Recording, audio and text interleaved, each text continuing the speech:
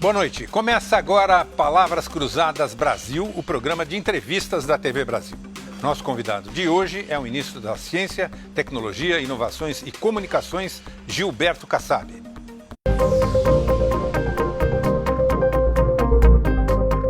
Gilberto Kassab nasceu em São Paulo em 1960. Formado em Engenharia Civil e Economia pela Universidade de São Paulo, USP, Kassab fez parte da campanha presidencial de Guilherme Afif Domingos em 1989, ainda pelo PL, atual PR. Em 1992, exerceu o primeiro cargo público como vereador. Em 1995, já no PFL, o atual DEM, foi eleito deputado estadual. Durante a gestão do então prefeito Celso Pitta, foi secretário de Planejamento em 1997 e 98 e foi responsável pelo plano diretor da cidade de São Paulo. A partir de 1999, foi eleito deputado federal por 2 mandatos e renunciou ao cargo para compor com José Serra, do PSDB, a chapa para a Prefeitura de São Paulo, quando então tornou-se vice-prefeito. Ocupou a prefeitura quando Serra saiu para candidatar-se governador e, em 2008, foi eleito prefeito de São Paulo. Em 2011, deixou o DEM e fundou o PSD, Partido Social Democrático, que posteriormente se tornou aliado do PT. Foi ministro das Cidades do governo Dilma Rousseff e um dos seus últimos aliados. Faltando poucos dias da votação do impeachment na Câmara dos Deputados, liberou a bancada do PSD para votar como quisesse e deixou o governo. Semana passada foi nomeado como ministro de Ciência, Tecnologia e Comunicações no governo do presidente interino de Michel Temer.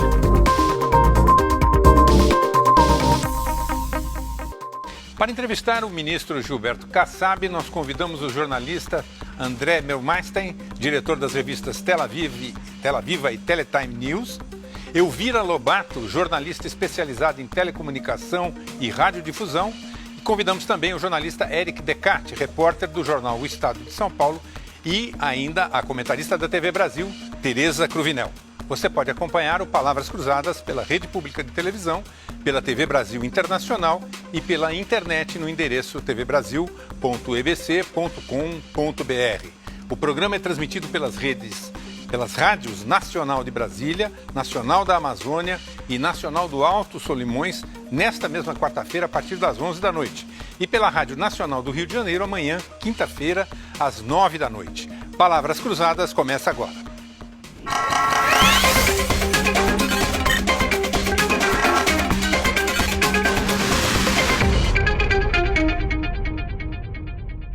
Boa noite, ministro.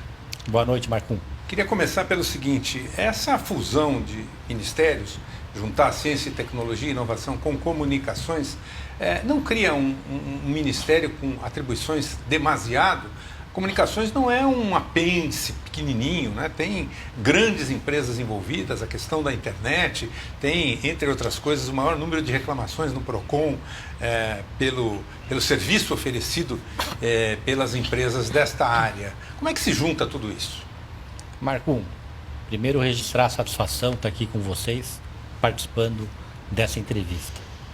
O que movimenta, o que mobiliza um ministério, em especial são as secretarias, são as autarquias, são as empresas, todas elas coordenadas por um ministro em geral, e esse ministro, em conjunto com os outros ministros, submetidos à liderança do presidente da República.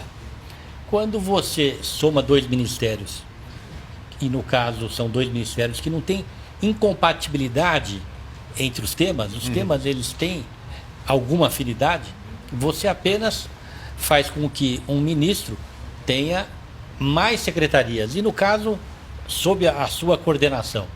No caso específico, nós tínhamos, somando as secretarias do Ministério da Ciência e Tecnologia e Ministério das Comunicações, tínhamos 7 secretarias. Teremos 5 secretarias. E, evidentemente, todas as estruturas paralelas que estão integradas com os ministérios, não é? Seja de uma maneira parceira, ou seja, ligadas diretamente, subordinadas ao ministro ou às estruturas dos ministérios que hoje se tornou um ministério só. Eu não vejo incompatibilidade nem dificuldade, até porque nós temos que pensar no governo como um todo. E fica mais fácil nós administrarmos o governo 23 ministérios do que 39 ministérios, que era o número inicial de ministérios quando se iniciou há 2 anos e meio atrás o mandato da presidente Dilma. Então eu estou de acordo com essa mudança, eu acho que ela foi positiva, eu acho que todos os governos estaduais, as prefeituras deveriam seguir esse modelo de enxugamento para que nós possamos, em primeiro lugar, dar o exemplo. Eu acho que a questão não é apenas de corte de gastos, até porque o corte de gastos, ele, comparativo à questão da racionalidade da administração, ele é menos importante, porque ele não é tão expressivo. Mas a boa gestão acarreta a economia de recursos. E nós vamos, com essa fusão, ter uma qualidade na gestão, tenho certeza absoluta, não apenas nesse novo ministério, mas no governo como um todo. Ministro, o governo Temer, em uma semana, está enfrentando muitas insatisfação de muitos setores com essas mudanças, né?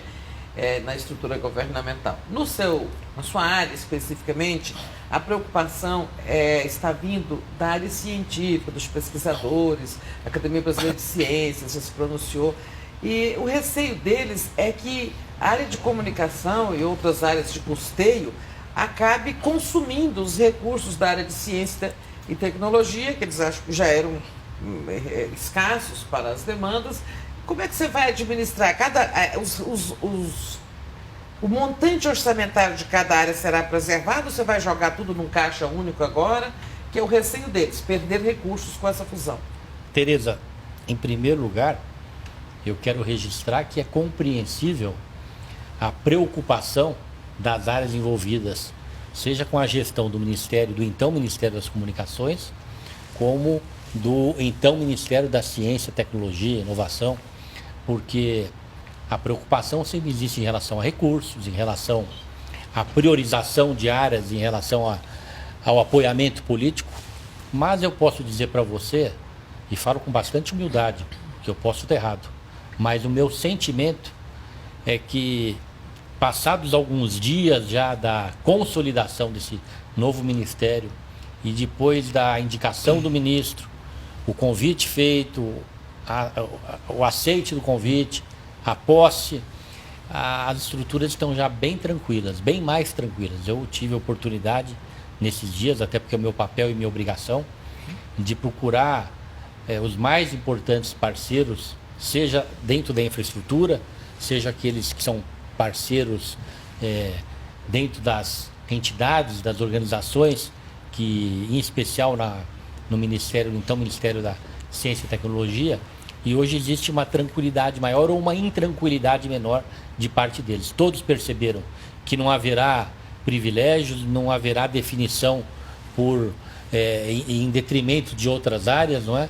E que as coisas continuarão como antes, com os mesmos orçamentos e, ao contrário, com mais peso político. É um ministério que se tornou mais pesado. Eu acredito que as suas demandas serão melhor consideradas, melhor atendidas, terão uma repercussão melhor junto à opinião pública, junto aos meios de comunicação, e com o resultado dessa transformação, nós teremos uma qualidade melhor, uma eficiência maior das ações desse novo ministério.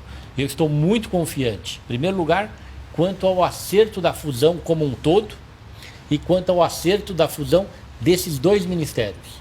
Eu praticamente tomei posse anteontem, segunda-feira.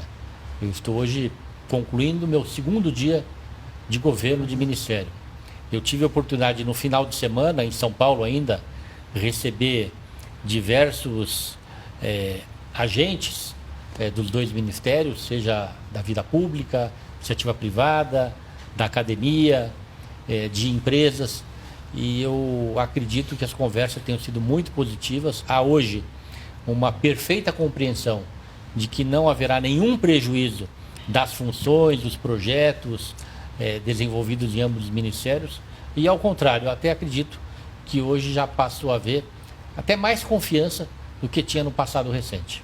Ministro, o senhor disse que não vê muita incompatibilidade nessa fusão, mas que vantagens, que sinergias existem? Por que fundir esses dois ministérios? Qual a meta que o senhor tem em termos de ou redução de custo? Não sei. Primeiro, registrar que a meta é do governo, não é? Eu sou um mandatário, né, dessa definição e de acordo plenamente com o que foi definido. Quando eu falo que haverá um saldo positivo, é porque eu acredito no enxugamento da máquina.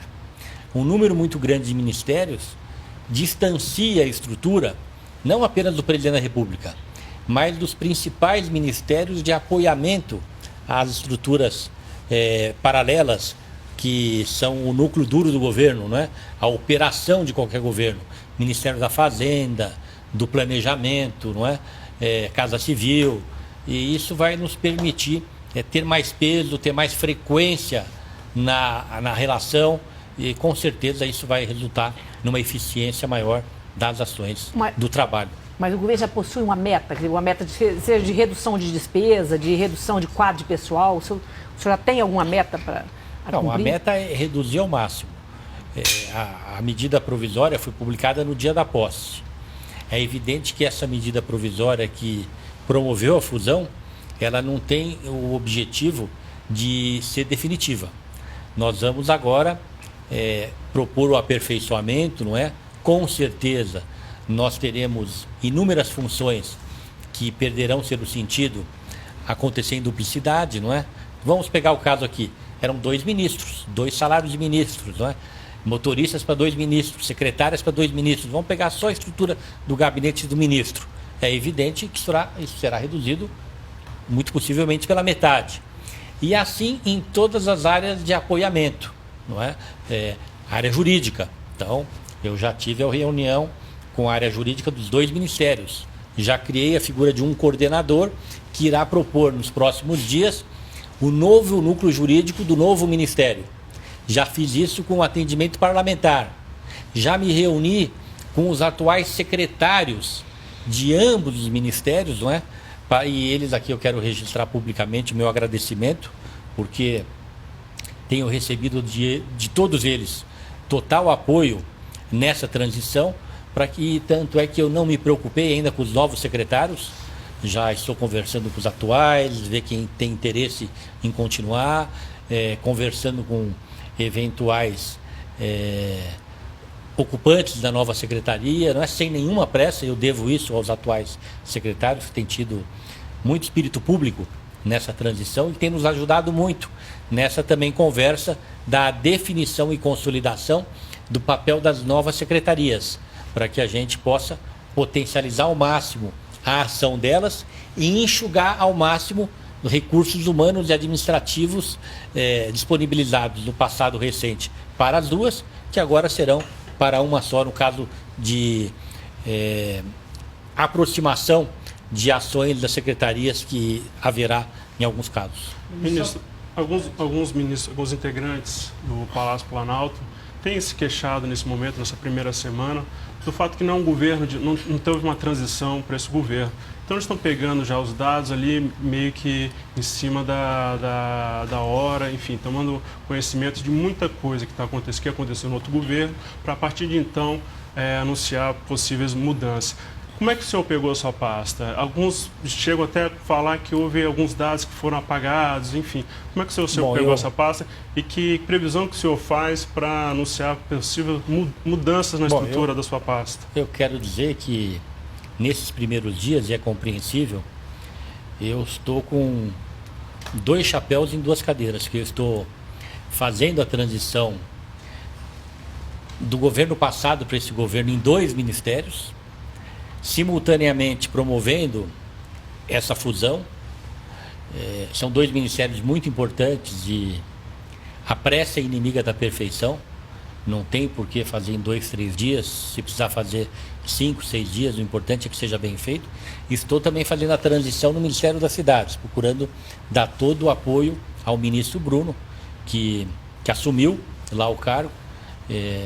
Há alguns companheiros, inclusive, que virão conosco trabalhar no novo ministério, ainda estão à disposição do ministro e, portanto, essa é a razão de eu estar indo está parecendo aquele malabarista cheio de de pratos balançando e verdade. correndo um atrás do outro. Mas o ministro Bruno é uma excelente pessoa, com uma formação muito boa, conhece os assuntos das cidades e tenho feito até muito pouco porque ele realmente está muito bem preparado.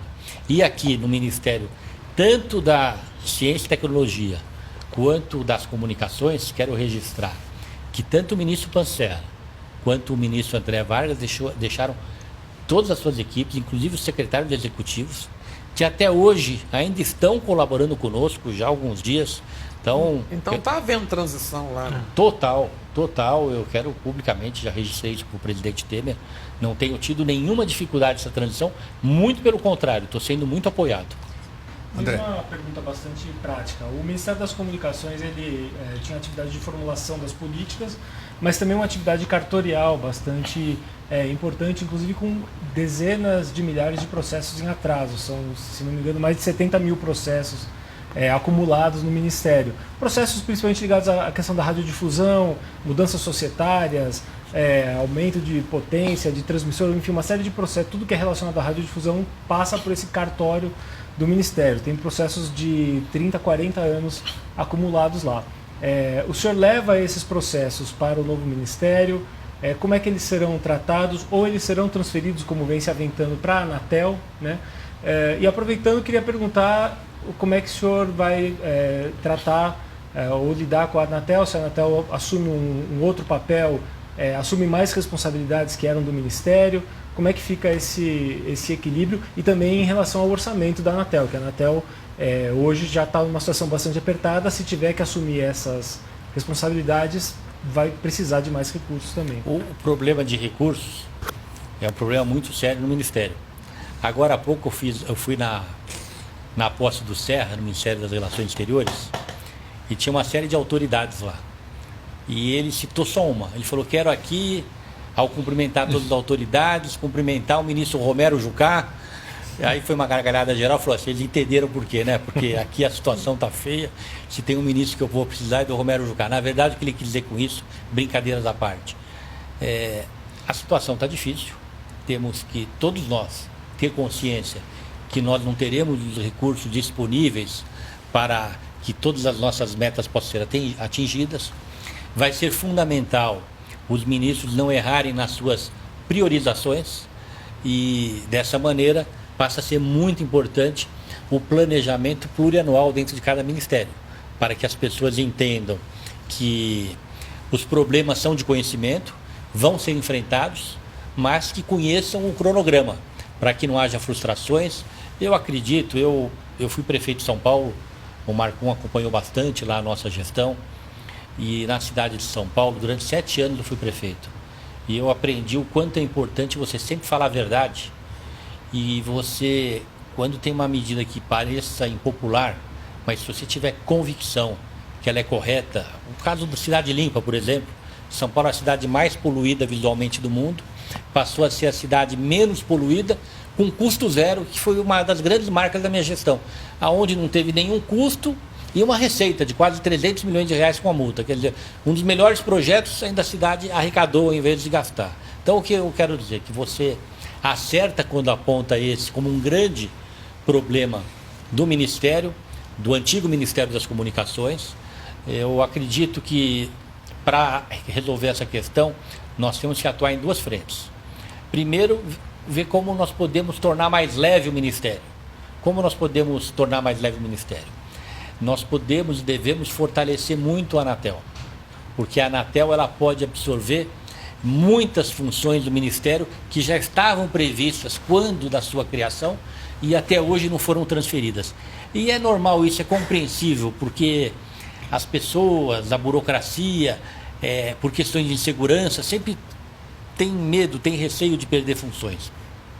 Então eu quero registrar que uma das minhas prioridades será fortalecer a Anatel e será fazer um trabalho com muita profundidade de reforma administrativa para que tenha maior celeridade o atendimento às funções que se relacionam com a opinião pública. Você sabe que o nosso ministério, ele trata com um universo muito grande de pessoas. Você citou o número aí, números muito expressivos, 70, 80 mil processos, porque você lida direto com o consumidor. O call center da Anatel, ao que me parece, é o call center mais demandado do país. Não é? Então nós temos que realmente nos esforçar para aperfeiçoar a gestão. O foco será o consumidor. O foco será trazer bem-estar, trazer reconhecimento do consumidor ao governo. Por outro lado, ao pensar no consumidor, nós não podemos apenas trazer para nós essa relação direta com o cidadão. Nós temos também que trazer a segurança para o investidor. Não há país no mundo que consiga o seu desenvolvimento em telecomunicações, diferente de pesquisa, depois a gente pode falar, tecnologia, sem a participação do capital privado. Então nós temos que saber coibir os exageros. O empresário ele tem que ter os seus limites, mas ele tem que ser incentivado a investir. Ministro. E esse ponto de equilíbrio nós podemos conseguir. Nós vamos fazer um rápido intervalo, palavras cruzadas para agora, e voltamos daqui a instantes. Esse programa está sendo gravado, mas você pode mandar o seu comentário, sua crítica, sua sugestão pelo portal da TV Brasil, pela página do programa no Facebook e pelo Twitter. Sua participação é sempre bem-vinda. A gente volta já já.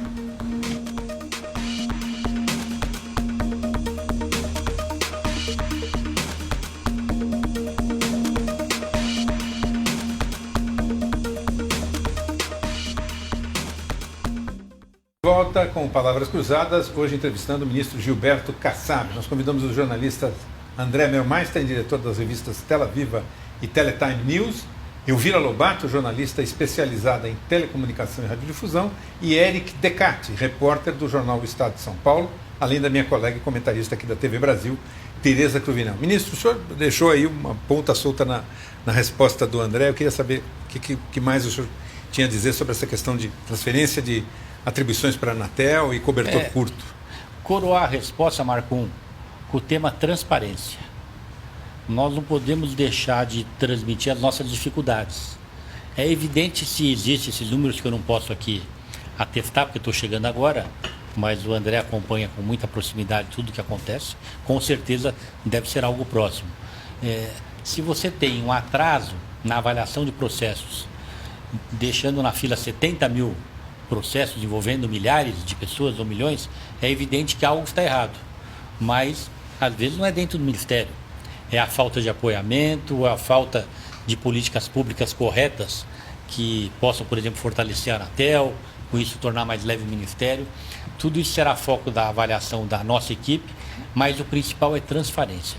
Na hora que nós transmitimos para o público as nossas dificuldades, é mais fácil conquistarmos apoio para conseguir recursos, conseguir apoio para solucionar esses problemas. Elvira.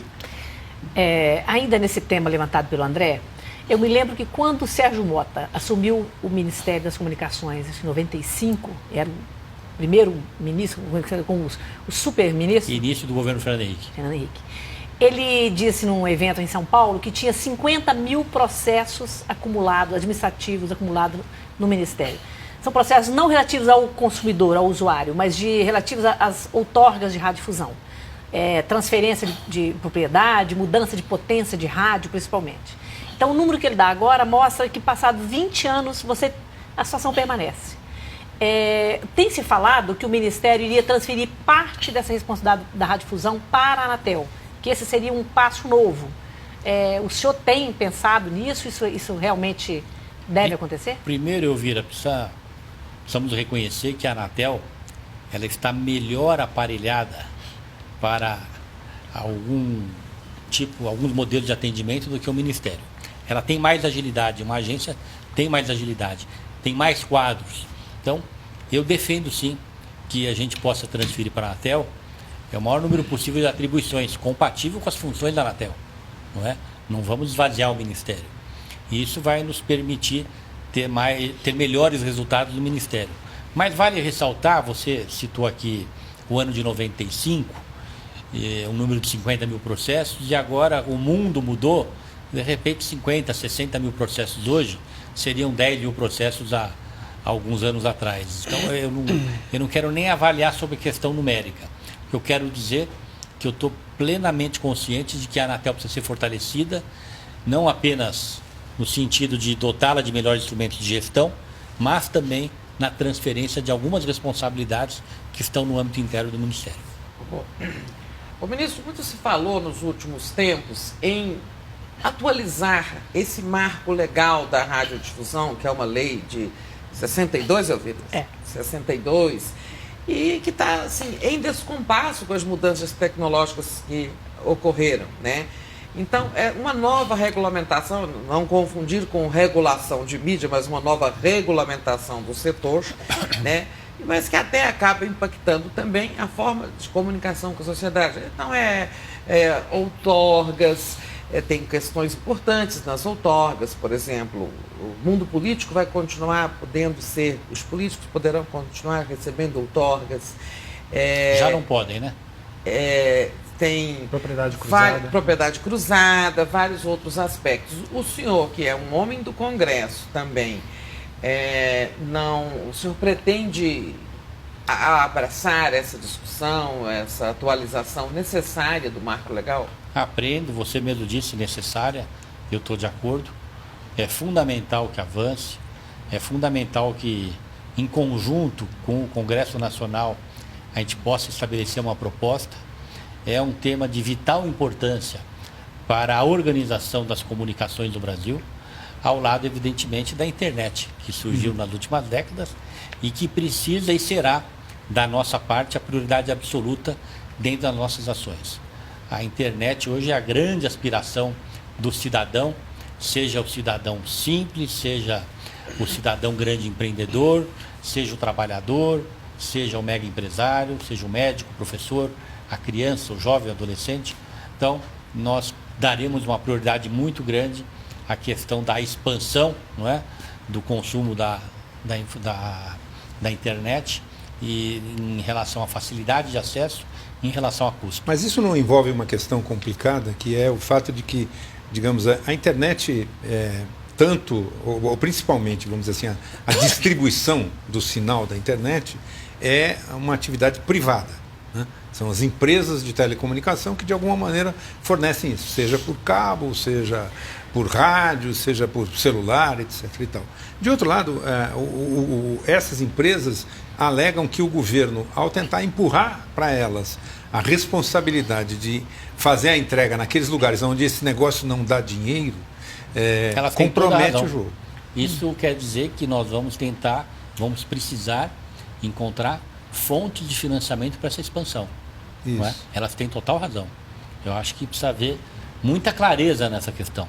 As empresas são fundamentais, elas vão continuar, elas são o principal pilar de sustentação do modelo de comunicação no Brasil, em qualquer país do mundo hoje. Sim. E nós vamos ter que encontrar esse ponto de equilíbrio, ou melhor, novas fontes de financiamento para que a gente tenha a expansão, porque essa preocupação das empresas, ela é legítima, ela é mais do que compreensível.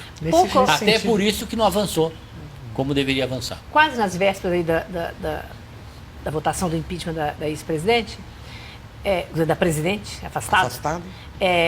O ex-ministro das Comunicações lançou aquele programa Brasil Inteligente, para levar a internet em banda larga, em velocidade alta, para 70% dos municípios, 128 mil escolas.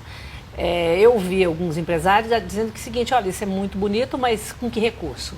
Então, eles falam que isso é um projeto de 100 bilhões de reais. Então, o senhor pretende manter esse projeto? É o que eu estava dizendo agora há pouco. Primeiro, você lembrou bem, é um projeto que foi lançado. Um projeto que, no caso de ser perfeito, a sua implantação é por anos e anos. Então, eu não conheço projeto de grande abrangência que não passe por aperfeiçoamentos ao longo da sua implantação. Esse projeto é evidente que deve ter uma série de méritos, então nós jamais deixaremos de considerá-lo. O que faremos desde já é de uma maneira muito respeitosa a todos aqueles que contribuíram para que ele chegasse ao ponto que chegou. É mais do que compreensível, final de governo, um grupo de trabalho muito denso, um tema tão importante, que eles tivessem um entusiasmo ou até a convicção de que poderia já ser apresentado na forma de projeto para que fosse deixado como legado. E é um legado que vai ser aproveitado, com seus aperfeiçoamentos de curto, de médio e de longo prazo, como o próprio ministro faria se ele tivesse continuado. Ministro, dentro dessa questão de sequências de projetos, o governo Dilma chegou a preparar, elaborar uma minuta ali com relação ao marco da internet, um novo marco da internet. E atualmente já tramita no Congresso também, dentro da comissão especial ali da Câmara, propostas nessa linha. Como é que o senhor pretende trabalhar? O senhor vai partir do zero ou o senhor pretende fazer uma... Não vamos partir do zero. Nós vamos partir da visão, como disse agora há pouco para Elvira, de que todo grande projeto pode ser aperfeiçoado sempre. Esse projeto, eu já conheço ele razoavelmente bem, da leitura dos estudos que eu fiz nos últimos 10 dias, mas eu tenho certeza absoluta que ele tem muitos aspectos positivos. Mas preservando o marco civil votado pelo Congresso. Agora só a regulamentação que você vai atualizar. Você pode, na regulamentação, fazer os aperfeiçoamentos e no caso de você identificar alguma dificuldade em algum ponto, você pode enviar um projeto de aperfeiçoamento, como qualquer tema no país. Mas dentro do que o senhor já viu ali da proposta do governo Dilma, o que o senhor destaca ali que pode dar continuidade? Não, eu acho que é o objetivo. É o objetivo. É evidente, a Elvira lembrou aqui um número de 100 bilhões, 80 bilhões. É um objetivo bastante abrangente, né? Levar a internet com o menor custo possível, e o menor possível até a gratuita em alguns lugares ou alguns segmentos, para todo o país. Então, vamos ver como atingir esse objetivo dentro das possibilidades. Vamos identificar os problemas que tem esse projeto. Eu posso afirmar a vocês que essa será uma das grandes prioridades nossas. Trocando de chapéu, ministro, na área da ciência e tecnologia, o governo federal assegura mais ou menos 80% dos valores de bolsas para 300 mil bolsistas que recebem financiamento, CAPES, etc. E tal. E um dos projetos importantes que foi muito, digamos, valorizado no governo Dilma é o Ciência Sem Fronteiras. Como é que o senhor imagina tratar essas questões? Os bolsistas podem ficar tranquilos que, apesar do cobertor curto, vai ter cobertor para todo mundo? Marco, nos setores vinculados às comunicações, nós vamos nos esforçar para incentivar a vinda do maior volume possível de recursos da iniciativa privada. Porque é correto que seja assim, com incentivos, trazendo segurança para que esses investimentos aconteçam. Na pesquisa, na inovação, na tecnologia, nós temos que ter clareza que a maior parte dos recursos virão do Tesouro. São recursos a fundo perdido. Isso é em qualquer país do mundo e continuará sendo assim no Brasil. O Brasil, infelizmente, ao longo da sua história, tem investido muito pouco em pesquisa, em tecnologia, inovação, o que nos torna muito dependente dos outros países. Isso é claro para todos. O Brasil tem hoje uma dimensão que justifica nós aumentarmos a prioridade na aplicação dos recursos do Tesouro essa área. E eu assumi esse compromisso público com todas as instituições, profissionais de altíssimo nível que trabalham nessa área. Eu já estive com uma parte expressiva das suas principais lideranças para dizer que serei realmente um carro-chefe, um cabo eleitoral desses setores junto ao governo para conseguir mais recursos. Eu diria que, assim como a Adib Jatene foi para a área da saúde na questão de recursos, eu vou me esforçar para que essas pessoas tenham em mim uma confiança muito grande na parceria para termos no orçamento uma participação cada vez maior. Essa parte de pesquisa, tecnologia, inovação, apenas com recursos públicos para termos os avanços que precisamos e que podemos ter graças à qualidade das nossas universidades, que tem formado profissionais exemplares, que se formam aqui, se aperfeiçoam no exterior em alguns casos, voltam, têm condições de avançar muito em diversas áreas de demanda que existe, mas tem faltado bastante recurso. Ministro, se eu não me engano, um dos maiores problemas que você vai enfrentar e que, assim, no que diz respeito à população como um todo, é essa migração para o sistema digital de televisão, né? Tem um calendário que está aí para ser cumprido e tem uma meta que queria ver se o senhor pretende mantê-la, que é cada cidade desligar o sistema analógico quando 93% dos lares, né, estiverem em condições de receber sinal digital, não é isso? Há quem ache que 93% é muito alto, né? É um percentual muito alto. Você esperar que 93% ou tenham TV digital ou tenham conversor, se não tiver televisor digital, né? Você pretende manter tanto o calendário como, sobretudo, essa meta? Tereza, se eu posso só complementar a pergunta? Na última semana de governo, a presidente Dilma alterou o decreto, fez um novo decreto em que ela não há mais uma data, um prazo final para o desligamento da TV analógica. Esse prazo foi e voltou. Queria saber o que o senhor pensa disso. Se deve haver um prazo final ou se o processo vai caminhando na sua velocidade. André, quem não tem prazo não vai para lugar nenhum. É fundamental que tenha prazo. Se os prazos foram eliminados, eu não quero ser leviano aqui de criticá-los, porque de repente existe um fundamento, uma razão, mas só em último caso para não ter prazo. Se não tem prazo, jamais será implantado. Quero citar aqui o primeiro caso, que foi a cidade de Rio Verde, né? Já estava no estado de Goiás, que tinha o prazo do percentual e o prazo de data. E quando chegamos na data, alguns meses atrás, nós tínhamos lá apenas 85% e não 93%. E o Ministério houve por bem bancar, interrompeu, não deu nenhum problema. Hoje a cidade está 100% digitalizada, então valeu a pena bancar. Por quê? Porque tinha também o prazo em relação à data, não apenas em relação à meta.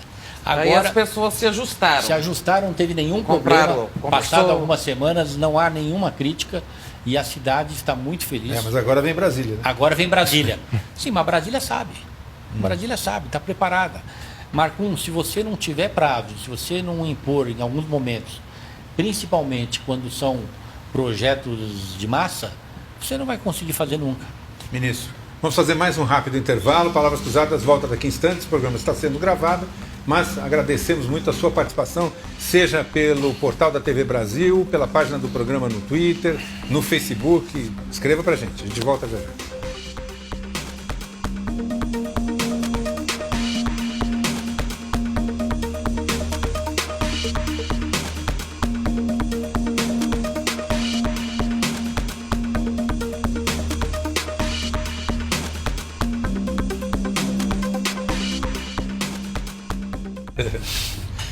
Estamos de volta com Palavras Cruzadas, hoje entrevistando o ministro das Comunicações, mais exatamente Ciência, Tecnologia, Inovação e Comunicações. O nome ficou Gilberto Kassab, ficou grande, né?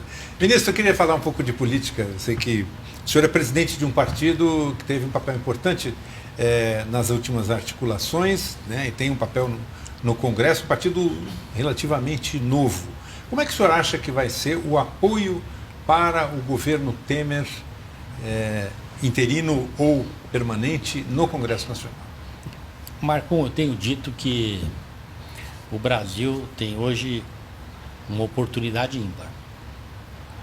Não vamos olhar para trás, vamos olhar para frente. Nós temos hoje na presidência da República, interino ainda, alguém que conhece o Congresso como poucos. O presidente Sarney lá atrás, quando ocupou a presidência da República, ele não tinha, quando no cargo, a experiência que o Michel Temer tem hoje. Michel Temer chega à presidência tendo sido 3 vezes presidente da Câmara, tendo sido líder do maior partido em diversas oportunidades e com uma base dentro da Câmara dos Deputados de aproximadamente 400 deputados e no Senado Federal de aproximadamente 60 senadores. É algo muito expressivo, um capital que nenhum presidente, um capital político que nenhum presidente teve e, portanto, com grandes chances, comparativamente ao presidente Lula, ao presidente Fernando Henrique Cardoso, Itamar, a presidente Dilma, de promover parte ou todas as reformas fundamentais para o país. Fundamentais. Eu diria que a gestão do presidente Temer terá, na aprovação das reformas, caso elas ocorram, a sua grande marca. será um governo curto, um governo de 2 anos e meio. Portanto, um governo que pode deixar como legado justamente a reorganização do país. O país passou nos últimos 20 anos por governos com marcas notáveis. Dizer que a gestão do presidente Fernando Henrique não teve marcas notáveis, lógico que teve. Todos sabem que teve. E da mesma maneira do presidente Lula. Quando eu falo presidente Lula, é presidente Dilma. Agora, fruto de circunstâncias internas e externas, o país tem uma necessidade muito maior de aprovação das reformas. Mas também, política, administrativa, da Previdência. E esse governo, tendo à frente o Michel Temer, tem melhores condições que os outros governos de aprová-las.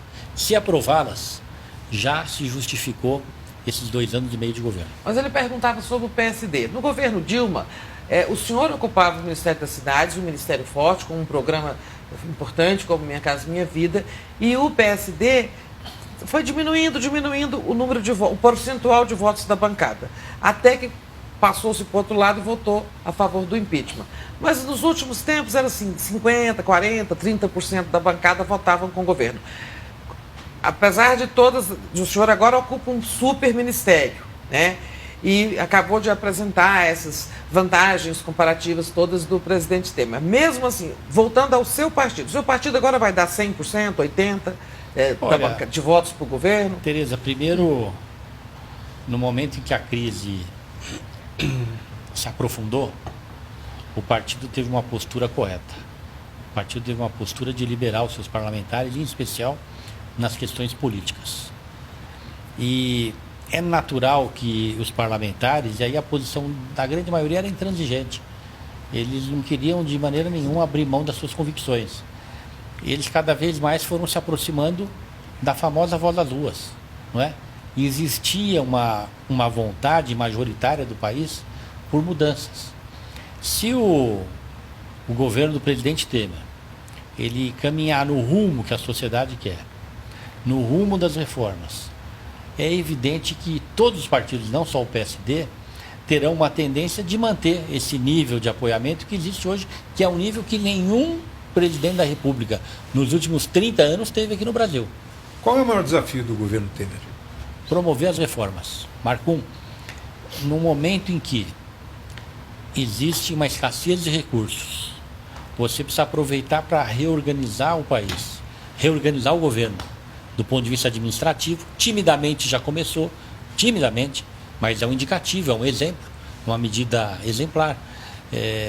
A reforma tributária, todos sabem que se você no Brasil não definir com mais clareza as receitas e responsabilidades dos municípios, todos vão quebrar.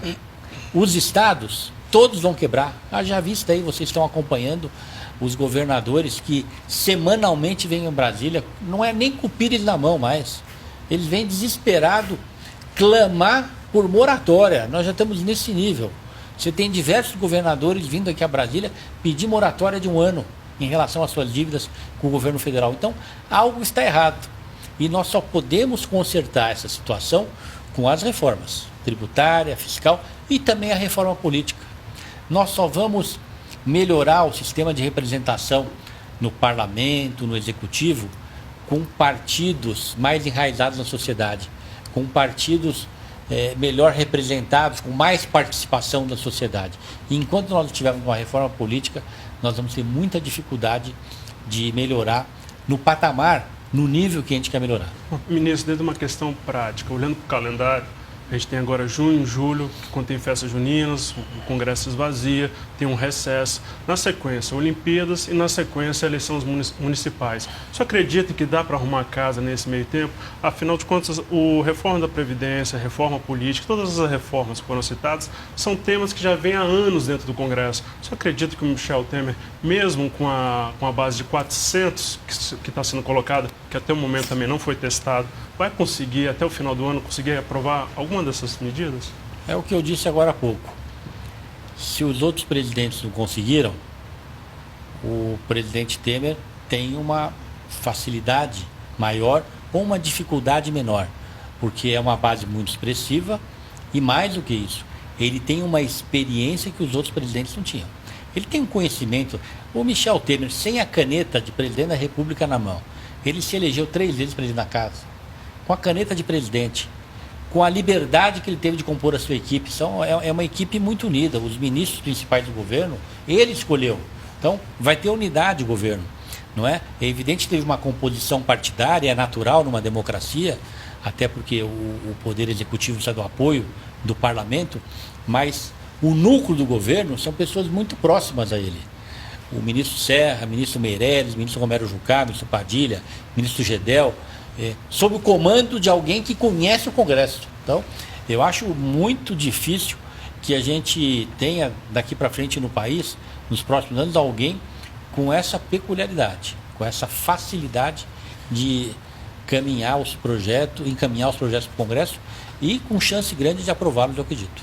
Ministro, só queria voltar um pouco à questão específica do seu ministério. O senhor falou no bloco anterior sobre a importância da internet, da banda larga, da expansão. Há 5 anos, aproximadamente, foi recriada a Telebrás, com o objetivo justamente de ajudar nessa massificação da banda larga. Nesses 5 anos ela acumulou mais ou menos 500 milhões de prejuízo e com resultados questionáveis. Que destino o senhor pretende dar à Telebrás? O senhor pretende manter o presidente Jorge Bittar, ex-deputado, no comando da empresa? O que o senhor pode contar sobre o futuro da Telebrás? Como eu disse em relação a todas as pessoas que eu encontrei no Ministério, também na Telebrás o presidente Jorge Bittar foi deputado federal comigo. É uma pessoa que tem conhecimento do setor, é uma pessoa inteligente. Ainda não conversei com ele, vou conversar, tenho certeza que ele tem muito a colaborar. Não posso dizer se ele vai ficar ou não vai ficar, porque isso eu não estou dizendo em relação a ninguém, seria uma leviandade. Mas é uma pessoa capacitada, talentosa e que eu sei também está contribuindo com o seu trabalho lá desde que eu cheguei, não paralisou em nada as suas atividades. Mas a Telebrás, assim como todas as organizações, todos os órgãos dos 2 ministérios, ela passará por uma avaliação, sim, natural em qualquer governo que se inicia. Ministro, eu queria esclarecer um ponto também. A questão de políticos e meios de comunicação. O senhor, respondendo aqui a Tereza, disse que político já não pode ter rádio e televisão, se eu entendi bem. Ele não pode. Mas só que tem, né? É grande o número de em nome de outros, né? Em nome deles também, meios que eles tinham antes de ter mandato, ou em nome de mulher, cônjuges, filhos e tal. Eu me lembro que o ex-ministro Paulo Bernardo, numa entrevista aqui mesmo na IBC, disse que é mais fácil você tirar um presidente da República do que caçar tirar uma rádio ou uma televisão de um político, porque depende da aprovação de 2/3 da Câmara e 2/3 do Senado. Qual a sua opinião pessoal sobre isso? Primeiro, você tem que ter muita clareza na lei, não é? Para que haja segurança de parte do governo em adotar as medidas necessárias. É evidente, ninguém pode ser a favor de permitir essa convergência, porque passa a ser uma luta desigual, passa a ser um abuso do poder econômico. Um cidadão que tem um órgão de comunicação seu à sua disposição, porque ninguém imagina que alguém que seja proprietário vai ter essa sua empresa trabalhando contra um projeto seu. Então, a lei é correta, é inteligente. Se tiver abusos que violem a lei, vamos agir para que haja as punições. Eu sou muito tranquilo em relação a isso e com muita clareza eu defendo a lei e defendo que a legislação seja aplicada. Ministro, nosso tempo acabou. Eu queria agradecer muito a sua entrevista, a sua participação aqui no Palavras Cruzadas. E a você que está em casa, convidar para estar aqui na próxima quarta-feira, às 10 da noite. Uma boa semana e até lá.